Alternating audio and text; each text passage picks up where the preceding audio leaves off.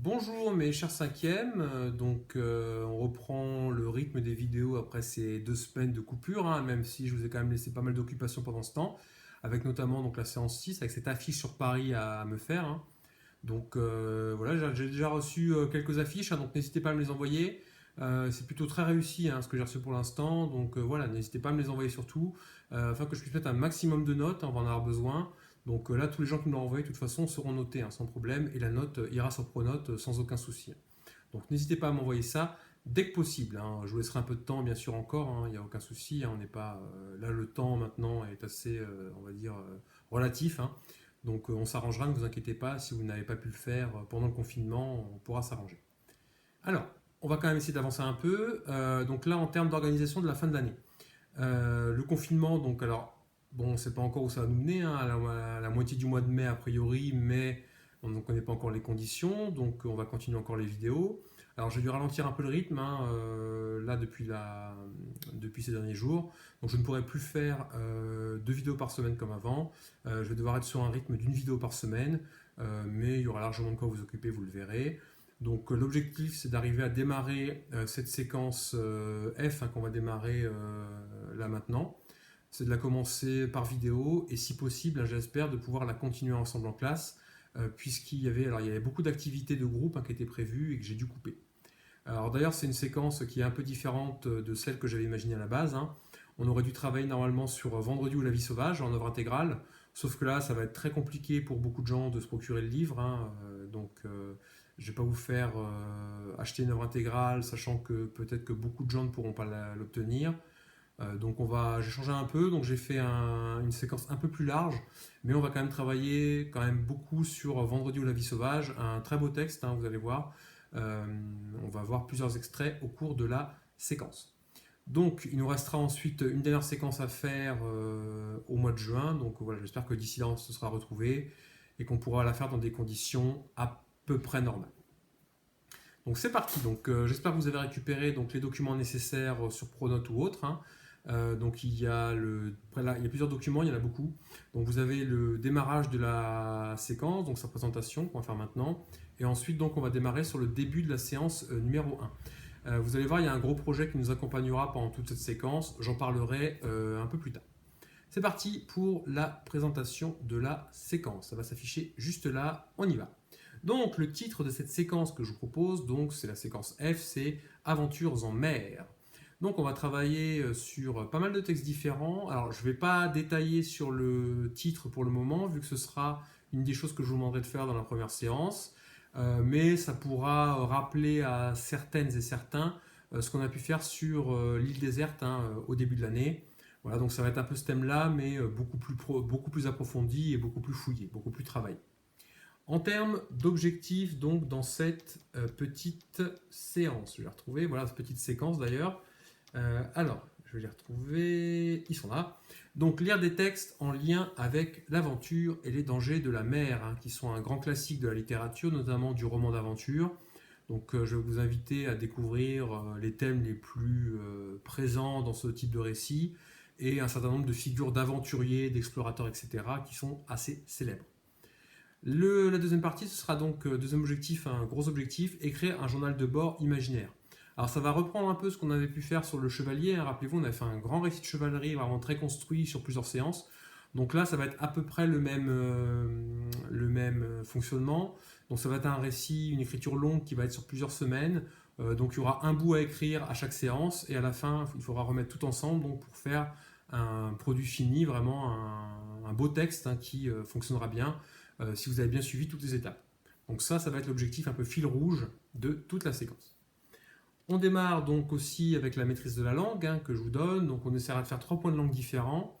Les compléments circonstanciels, alors vous me direz oui, monsieur, on l'a déjà fait, sauf que là on va l'approfondir, on va aller un petit peu plus loin, on va vraiment apprendre à les utiliser correctement dans des travaux d'écriture. Donc c'est pour ça que vous avez un petit 2 juste à côté. On travaillera sur la voix active et la voix passive, et on travaillera sur les déterminants et les pronoms interrogatifs. On aura fait après ça à peu près tout le tour du programme de 5e en langue, hein, à 90% j'ai envie de dire. Après, ce qui nous manquera, c'est des approfondissements, c'est des choses que je n'ai pas faites parce que c'était un peu compliqué à faire, soit à distance, soit dans les conditions dans lesquelles nous sommes. Donc on mettra le paquet sur la langue quand on se retrouvera ensemble physiquement en classe entière, ou en tout cas en partie de classe. La suite, c'est parti. Donc on va présenter ensemble maintenant la séance numéro 1 qui s'intitule donc Tout le monde embarque. Donc je vous rappelle qu'on est toujours partie normale, on est en vert, hein, ça ne change pas, il n'y a pas de souci. Donc c'est une première séance d'introduction à la séquence, donc qui va poser un peu les bases de la séquence, l'univers dans lequel on va évoluer et donner quelques petits éléments de réflexion pour aussi votre écriture, hein, votre travail d'écriture donc qui va courir sur toute la séquence. Les objectifs donc sur ce petit travail, cette petite séance. Imaginez un récit à partir d'une image, alors un court récit, hein, vous allez voir, ça va être un truc assez simple. Et ensuite, créer un personnage hein, qui va être la première étape dans l'écriture du journal de bord des aventures de notre personnage. On va tout de suite enchaîner avec le pas, on essaie d'avancer. Un peu de réflexion avant l'action. La consigne est la suivante. D'après toi, quel va être le contenu de cette séquence? Pourquoi parle-t-on d'aventure au pluriel, donc avec un S? Alors, pas de correction là-dessus, je vous laisse vraiment réfléchir par vous-même. C'est quelque chose qu'on aurait fait à l'oral en classe hein, pour présenter un peu la séquence, donc je vais essayer de réfléchir. De quoi va parler cette séquence? Qu'est-ce qu'on pourrait trouver dedans? Si vous connaissez des personnages, des textes, déjà, pourquoi pas essayer d'en parler.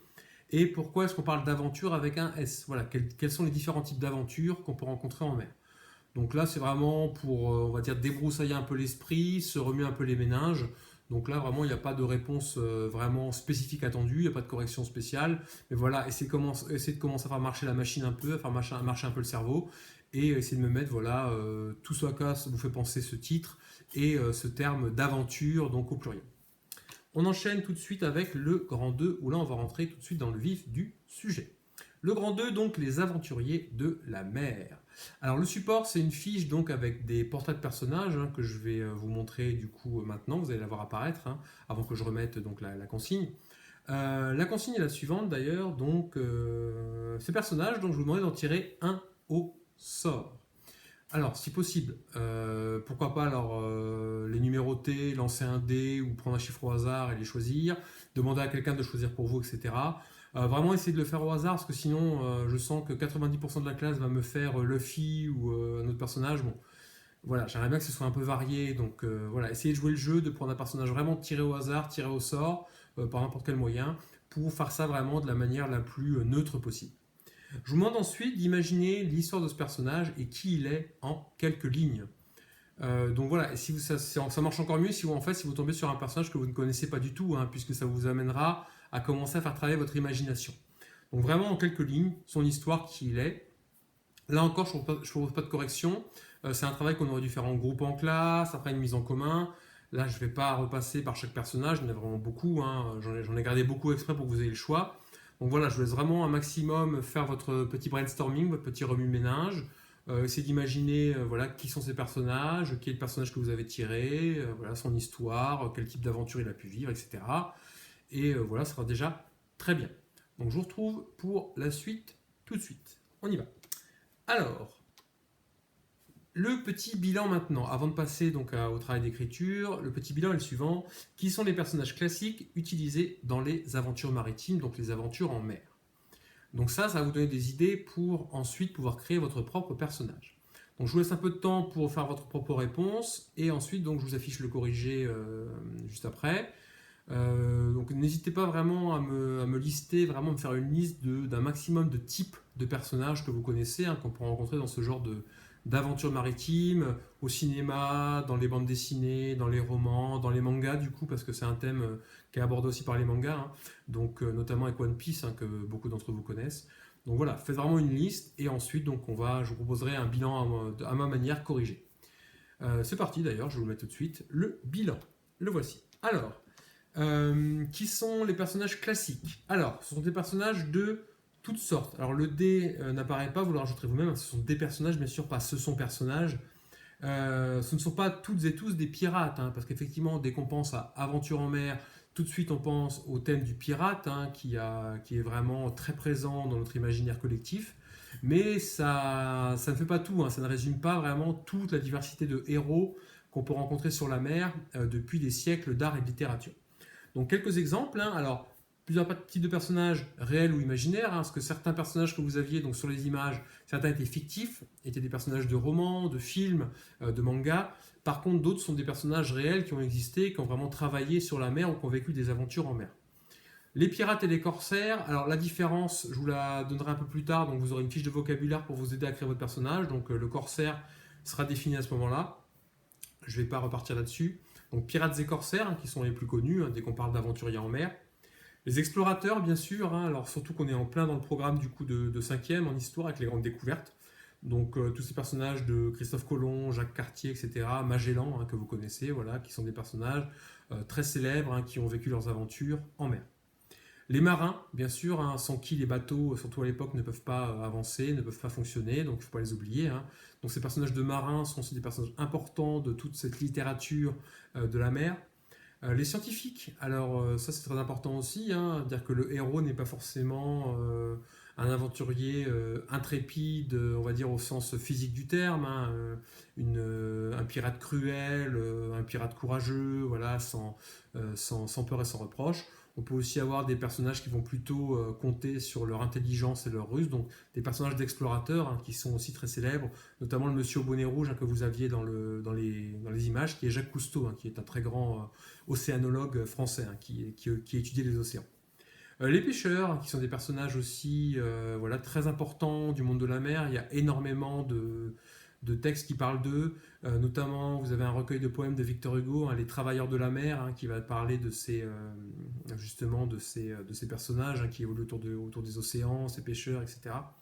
Et bien sûr les personnages de naufragés, pareil très célèbres, on peut en trouver plein au cinéma notamment, c'est un thème extrêmement classique, le naufrage et la survie après. Dans le jeu vidéo, j'en parle même pas, c'est un thème qui est devenu extrêmement présent ces dernières années dans le domaine du jeu vidéo, le domaine de la bande dessinée, de la littérature. Tout le monde pense à Robinson Crusoe tout de suite, même si on l'a pas lu, c'est un nom, voilà, quand on vous le donne, vous savez que c'est un célèbre naufragé.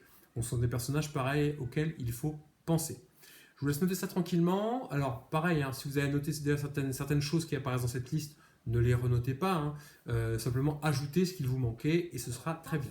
Je retrouve tout de suite donc on va démarrer ce fil rouge d'écriture qui va nous emmener jusqu'à la fin de la séquence, donc sur un journal de bord. Alors le terme de journal de bord qui est très précis pour l'instant je ne le définis pas, on verra ça justement à la prochaine séance, mais la première chose à faire ça va être déjà de créer un personnage. C'est ce qu'on avait fait aussi en premier quand on avait fait le roman de chevalerie.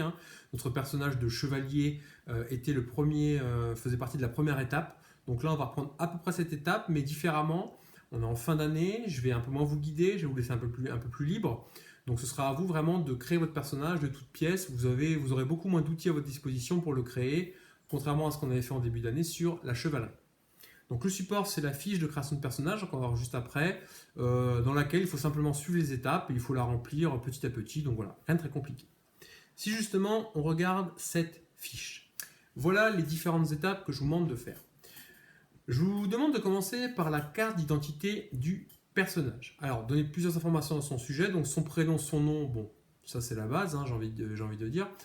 N'hésitez pas justement à prendre des personnages un peu exotiques, c'est tout à fait possible. Ne restez pas forcément sur un marin français, on peut vraiment partir partout dans le monde. C'est plus comme dans la chevalerie où vraiment on était sur un chevalier vraiment en Occident au Moyen-Âge. Là vraiment on est beaucoup plus libre au niveau de l'époque, au niveau du pays, on peut vraiment aller beaucoup plus loin. N'hésitez pas à utiliser tout ce qu'on avait vu, notamment sur les grands voyageurs, rappelez-vous de Ibn Battuta, etc. C'était assez intéressant. Son âge, est-ce que ça va être votre personnage un jeune homme, une jeune fille ? Est-ce qu'il va être plutôt âgé ? Est-ce qu'il va être entre deux âges ? Est-ce que ça va être vraiment un tout petit enfant ? Donc vraiment là, vous êtes totalement libre encore une fois. En revanche, il faudra bien que ce soit cohérent dans l'histoire. Si vous embarquez un enfant de 9-10 ans sur un bateau, l'univers autour de lui, les réactions des personnages, la manière dont il va agir sur le monde et les personnages ne sera pas la même que celle d'un homme de 50 ans qui a déjà beaucoup d'expérience. Donc faites attention à ça, il faudra vraiment que votre personnage soit cohérent par rapport à votre histoire. Un enfant de 8 ans ne va pas dézinguer à lui tout seul un équipage de pirates, ça serait un peu incohérent. Donc gardez ça en tête au moment du choix. Date de naissance, Alors ça, c'est pour situer en fait tout simplement l'époque de votre texte. Hein. Donc pour vraiment monter très loin, on peut aller même dans l'Antiquité. Hein. Pour ceux qui l'auront reconnu, il y avait Ulysse, hein, par exemple, dans la fiche de personnage. Donc pourquoi pas partir sur des aventures en mer dans l'Antiquité. Hein. Rappelez-vous de l'année dernière, hein, vous avez dû faire ça en sixième. Au contraire, on peut aller au Moyen-Âge, à l'époque de ces voyageurs comme Marco Polo, Ibn Battuta, etc., Ibn Khaldoun. Donc pareil, c'est une possibilité. On peut aller sur des aventuriers, du coup, justement, de l'époque de la piraterie. On peut aller à notre époque, un petit peu avant. Voilà, là, vous êtes vraiment totalement libre. Pareil au niveau du pays. Hein, donc, la nationalité, je l'ai mis justement juste après, ville de naissance. Vraiment, vous êtes libre. Hein. Ça peut être un aventurier français, européen, asiatique, africain. Voilà, vraiment... il n'y a pas de limite par rapport à ça, c'est vraiment vous, cette fois, qui façonnez votre personnage de manière beaucoup plus libre. J'aimerais bien savoir, du coup, s'il a de la famille, c'est toujours intéressant, hein, ça peut être des personnages qui peuvent intervenir dans le texte à certains moments. Et est-ce que votre personnage a déjà un métier, une occupation? Alors, si c'est un enfant de 10 ans ou 13-14 ans, bon, ça va être un peu plus compliqué, même s'il peut déjà être marin hein, quand il est adolescent. Par contre, voilà, s'il est plus âgé, c'est toujours intéressant de savoir ce qu'il fait. Est-ce qu'il est explorateur? Est-ce qu'il est juste marin? Est-ce qu'il est pêcheur? Est-ce que, je ne sais pas, c'était un banquier qui a fait naufrage sur une île déserte?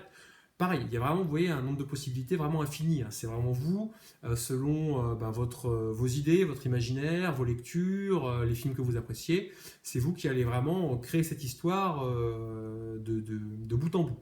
Donc vraiment, là, soyez vraiment imaginatif, créatif, vous êtes libre, hein, donc n'hésitez pas. Certains avaient été frustrés justement sur la chevalerie parce que je demandais de faire un chevalier vraiment très précis, hein, dans le cadre de l'Occident au Moyen-Âge. Là, vraiment, on peut partir dans beaucoup plus de directions. Donc faites-vous plaisir, n'hésitez pas. La suite. Alors, ça reprend ce qu'on avait fait sur le chevalier, mais encore une fois de manière beaucoup plus libre, hein, vu que maintenant, normalement, vous savez créer quand même un personnage dans ses grandes lignes. Je vous demande de faire son portrait physique et moral. Donc le portrait moral, c'est quelque chose que vous ferez un peu plus en quatrième, donc je n'ai pas insisté beaucoup dessus. En gros, pour vous aider, j'ai mis que c'était son caractère.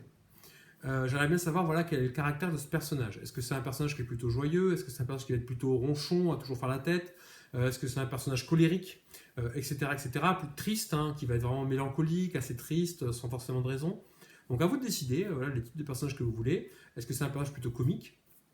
Le portrait physique, vraiment, refait tout ce qu'on a fait sur la chevalerie. Je veux vraiment un portrait précis du personnage. Hein. C'est vraiment la base. Quand vous écrivez une histoire, il faut que votre personnage soit le plus décrit possible. Plus votre personnage est décrit, plus il est intéressant et plus votre lecteur va s'intéresser à lui. Sinon, imaginez un film où on ne voit jamais la tête du personnage principal, on ne sait pas à quoi il ressemble, où tous les personnages se ressemblent. C'est vite barbant, on va vite s'ennuyer. Donc voilà, il faut vraiment que votre personnage soit bien défini, qu'on sache qui il est. Il faut vraiment que je puisse l'imaginer en lisant votre texte. Une fois que c'est fait, une fois que vous avez fait ces deux étapes, je vous demande donc de récapituler ces deux étapes pour les mettre en une seule. Donc je vous demande d'écrire une courte, ou pas d'ailleurs, on peut prendre toute la page. Donc si vous voulez une longue présentation, allez-y, sans problème, ça ne me dérange pas. Présentation de votre personnage. Je vous demande d'utiliser ce que vous avez fait auparavant, donc les différentes étapes d'avant, les deux étapes, et de raconter son histoire personnelle. Donc j'aimerais un peu un résumé de ce personnage. Donc vous réutilisez ce que vous avez fait sur son portrait, physique ou moral. D'ailleurs, ça peut être intéressant d'expliquer pourquoi il a ce caractère. Hein. Si votre personnage est tout le temps triste, pourquoi? Est-ce qu'il y a des expériences dans sa vie qui l'ont amené à être comme ça?